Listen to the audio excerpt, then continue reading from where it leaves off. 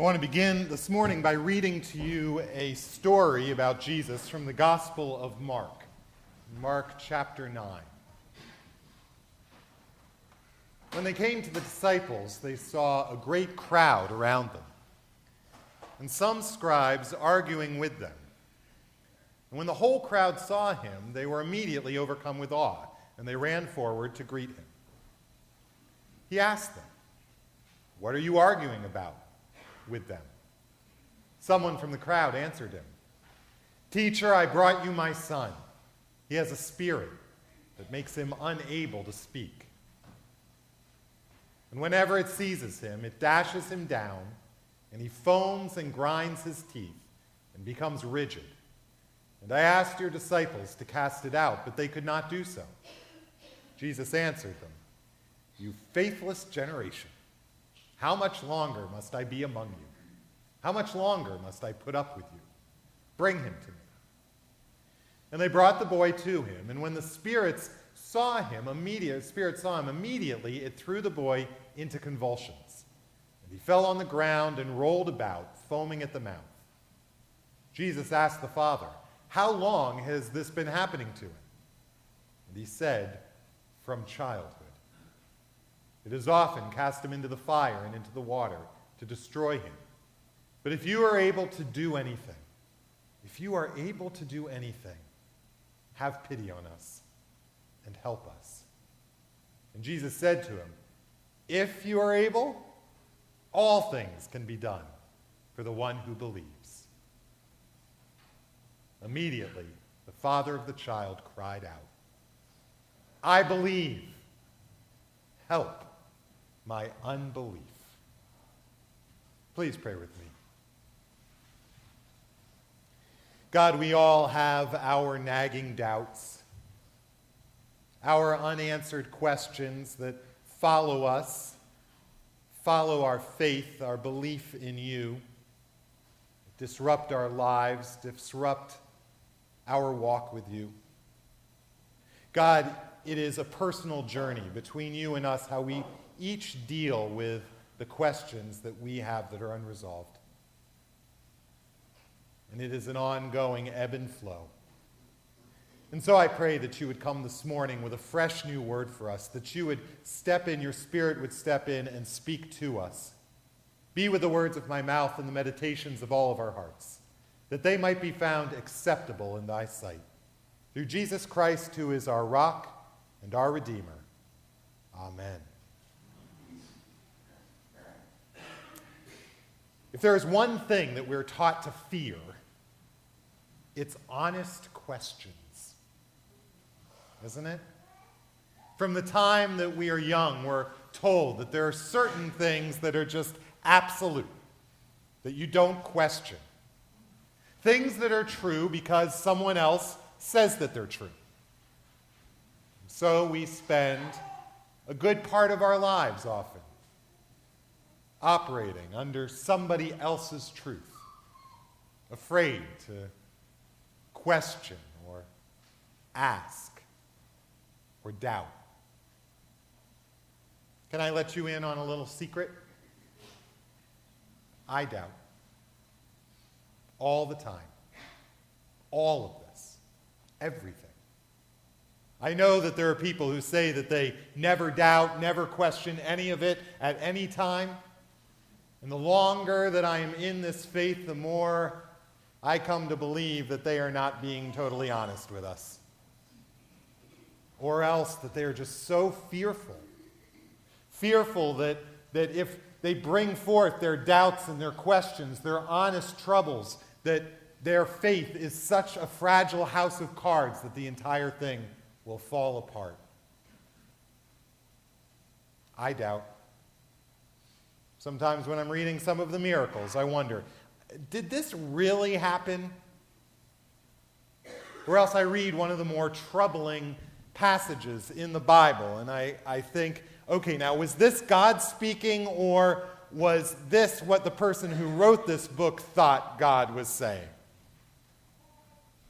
Terrible things happen. Like Dylan, and Katie, and Richard,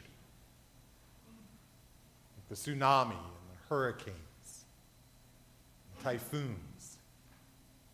And I wonder how God could possibly let something like this happen. It makes me wonder if God is even there, if God even exists, and if God does, if God even cares. And you know, for the longest time, I used to feel horribly guilty about these doubts and these questions that I had churning around inside of me. For the longest time, I thought that at some point, come on, I'm a minister, at some point it was going to all click and everything all of a sudden was all going to be clear and all the questions were going to be answered. I assumed that it would happen by the time I graduated seminary.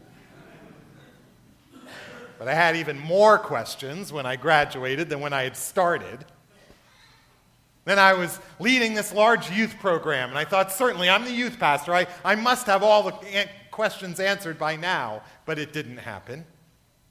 I went to one of the largest churches in the country. I thought, okay, if I'm going to be a pastor at Memorial Drive, I have certainly got to have all of it figured out, and I didn't.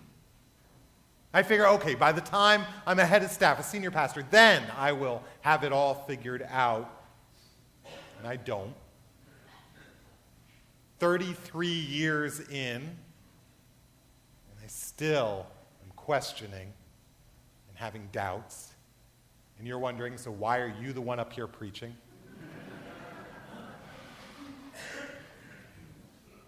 But can I tell you something that was probably one of the most powerful insights that I ever had in my faith, that made all of the difference around this issue? It was one of the most incredibly freeing things when I finally discovered that despite what many Christians say and many Christian churches say, having doubts and questions is not a bad thing. It's not even just a good thing. It is an important thing to our faith. It is a key and vital part of what makes our faith alive and strong. Frederick Buechner says that doubts are the ants in the pants of our faith. They keep it awake and moving forward. Hi.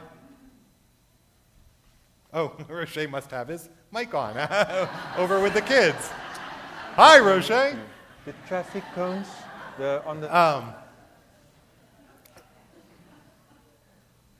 It is, it's so funny. It is a key and vital part of what keeps our faith alive and moving forward. These are not two antitheses. These are closely tied together. I used to, before I came to this realization, I used to get very uncomfortable, a little bit anxious when I would read certain people in the Bible, when I'd read certain Psalms and some of the questions they were asking and some of the doubts that they were throwing out there. I was like, oh, don't do that. When I would hear Elijah, some of the things that he'd say, or Jeremiah, when he would just challenge God and say, you have tricked me and you have deceived me. I'd be like, whoa. I kept wondering if these guys, Job and Jonah, if they had all their friends walked about 10 feet back behind them, waiting for them to get struck by a bolt of lightning. Until I realized that what they were doing, it wasn't blasphemy. It was honesty. And that along with that honesty came an incredible kind of intimacy that they had with God. It was a kind of trust that God was big enough, strong enough to handle our real, honest doubts and questions. That God wasn't going to be scared or intimidated. That God had created these minds of ours that were asking the questions in the first place, and that God wanted and longed for us to desire and to chase after the truth. And if we're going to be chasing after the truth, that our questions and our doubts would just be a natural part of it. And suddenly I saw, it's like everything turned around for me as I saw my questions and my doubts as an incredibly important and intimate part of my faith in God. And it was like suddenly this huge weight came up off of my shoulders. And for the first time, I saw the Bible not as a book about people who had steadfast, unbending beliefs, but mainly a book about doubters, about people who struggled with their questions and their doubts, starting with Adam and Eve, who were struggling to trust that God was and could do what he said he was and could do. And so they take a bite of the apple. I looked at Abraham and Sarah. People who doubted didn't just doubt, who actually laughed out loud in God's face. I look at people like Moses, who didn't just doubt himself, he doubted God's ability to be able to use him. So many of the prophets and the kings and the judges, the disciples, the whole story of the New Testament is the disciples getting it but not quite getting it, questioning and doubting and not being sure. It wasn't just Thomas. John the Baptist, the person whose entire life it was about welcoming Jesus as the Messiah. Do you remember when he was in prison what he said? He said, "Are you really the one who was to come, or should we be expecting another?" Billy Graham, just a few years ago, was asked in an interview, "So do you really believe that when you die, that you are going to stand in front of God in God's kingdom and hear God say, 'Well done, my good and faithful servant'? Do you really believe that?" And Billy Graham said, "I hope so."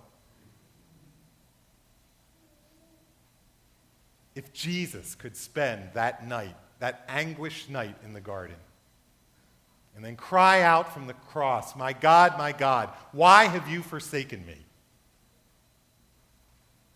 And don't you think it's okay for us to have our own doubts and our own questions? One of my favorite stories in the Bible when it comes to doubt and faith is this story of the man who brings his son, who they say was possessed by demons. Madeline Engel was the one who said to be a parent is to be as unhappy as as happy as your least happy child. And we all know how true that is. When one of our children are suffering or going through something, we experience it deeply. We feel it to our core. And I think of this man, as we read through Mark, we assume that probably what he's talking about is some kind of epilepsy that this child has. And as scary as that is for us today, it was even that much more terrifying for them back in Jesus' day. And they would see these violent eruptions, and they would hear the sounds coming out of the mouth and the rigidness of the body and these convulsions that would take over a person, and they assumed that it had to be some kind of demon possession. And so you have this child who was probably running around playing with his friends just like any other kid, and then all of a sudden he would go into these seizures, and his friends would run away and the parents would be scared. Remember, he says, "How long has he had this?" And the father says, "Since he was a child." And what that tells me is that this family has probably done everything that they could. Any time that there was another doctor that they could try out, another medicine, another home remedy, whatever it was, they tried everything that they could and probably suffered one disappointment after another. In fact, while he's talking to Jesus, his boy starts having one of the seizures, and I just picture this father holding his son, heartbroken, wiping the sweat away from his brow. And he says, "If you can do anything." Now, I understand what he's saying there. It's what I say all the time. I don't know if you remember when we were talking about prayer last year, I said that I fall into the trap of too often saying, "God, if it's your will, may this happen. If you could, if you don't mind." I think I say it as a defense so that when it doesn't happen, I won't be too disappointed. And Jesus kind of catches him on it and says, "If I can do anything?" And then he says something Jesus always says, to the one who believes, everything is possible. And then this father, this man, says one of the most honest confessions, I think, in the entire Scripture. In fact, I think it is one of the most important lines, particularly for us, modern men and women in our time and our society.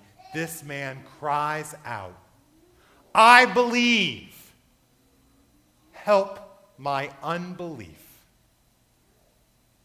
I believe, semicolon. Help my unbelief."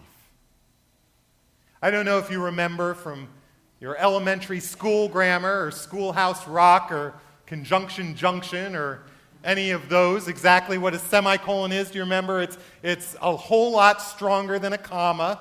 It's not quite as strong as a period. A semicolon is used to hold together two very closely related coordinate clauses, right?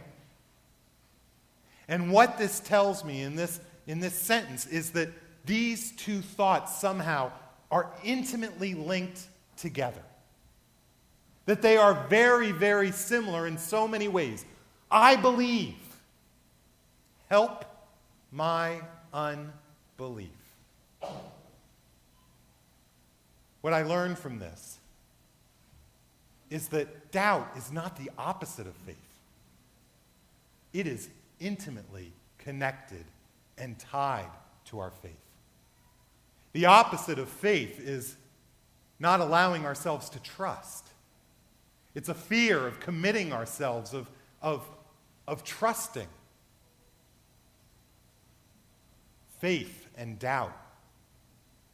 The most important word in that little phrase is that middle one, and. Because it is faith and doubt.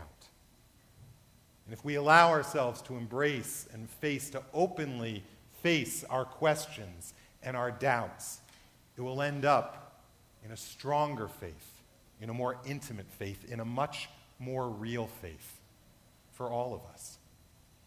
You know, there's probably a whole lot more connection, a whole lot more similarity between great believers and great doubters than we probably give credit for. I think even probably atheists at times must be uncertain of their certain convictions.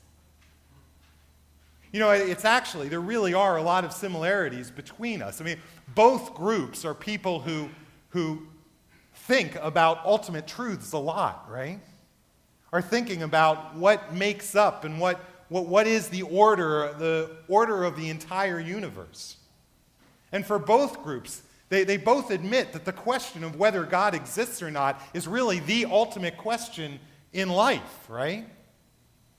They're both committed to this. They both really get to deal with the same amount of inconclusive, incongruent evidence that we deal with, that they deal with. And both groups understand that at some point, given the mix of evidence that we have, you have to make a decision, right?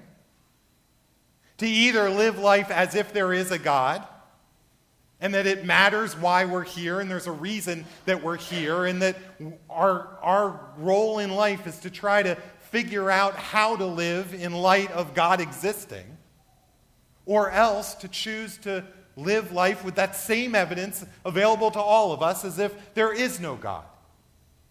And it doesn't matter, and it's all by chance that we're here, and what that involves for the way that we find meaning and live our lives.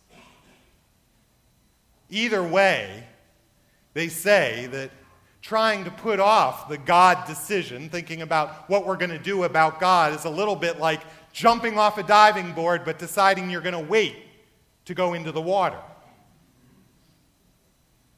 From the time we're born, we've jumped off the board and we're heading towards the water. And it makes all the difference. It makes all the difference which way we choose to live. Don't be afraid to believe. And don't be afraid to doubt and to question. If there's anything I believe, it's that God is big enough and strong enough to handle our honest, sincere questions. And that when we face them and struggle with them and go through them, that we will end up with a stronger faith and a more intimate faith, ultimately. It's what I love about these small groups that so many of you are in. You come in here, you get preached at. I'm so sorry. You go there and you get to talk about what you actually believe. Not just what you're supposed to believe or you think you're supposed to believe, but what you actually believe about God and don't believe about God. What you believe about faith and don't believe about faith. You get to ask the tough questions, and we wrestle with those things together, and it is incredibly freeing and incredibly empowering.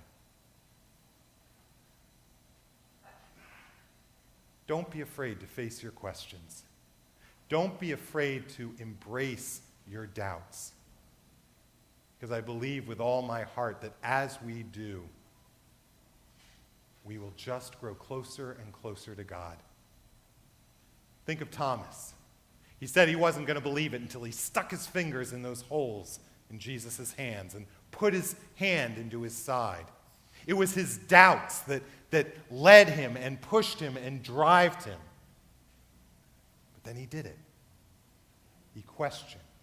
And he doubted, and he stuck his fingers in the holes. And do you remember what he said?